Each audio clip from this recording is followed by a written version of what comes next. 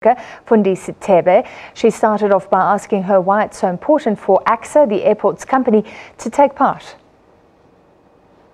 I think for us, ITB is really an important platform, not only because do we have a number of airlines that we would look to speaking to around our route development in terms of increasing routes into our network of airports in South Africa.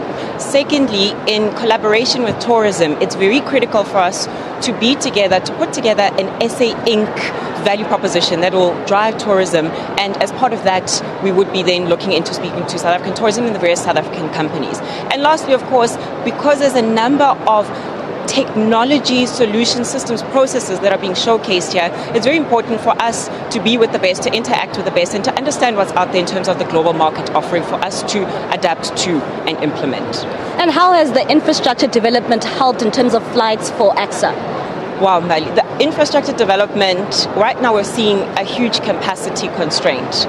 If you've gone through OR Tambo, if you've gone through Cape Town International, you'll see that in terms of the numbers are growing, but our infrastructure has not quite reached where it needs to be for in terms of support. So we're saying that, I know the President mentioned in terms of his SONA address that we're looking at multiplying the tourism numbers, doubling the tourism numbers.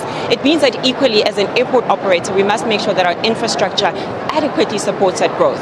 So in terms of the next 5 to 8 years, we have a huge CapEx infrastructure drive where we are looking at increasing capacity to ensure that the number of passengers going through our network of airports is properly supported. So in Cape Town, we're looking at a realigned runway, we're looking at doing our domestic terminal, we're looking at redoing our international terminal. At OR Tambo, for example, we're looking at a midfield terminal, we're looking at remote apron stands, and we're also equally looking at remote apron parking for King Shaka International Airport. Now, Fundi, if you can just also tell us, we understand that you do have a partnership with Germany. If you can just tell us more about that, please.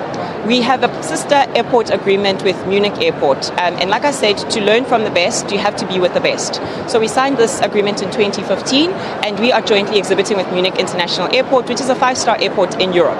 So by doing that, we leverage not only on their relationships with the different airlines, with the different aviation bodies, but we also knowledge exchange.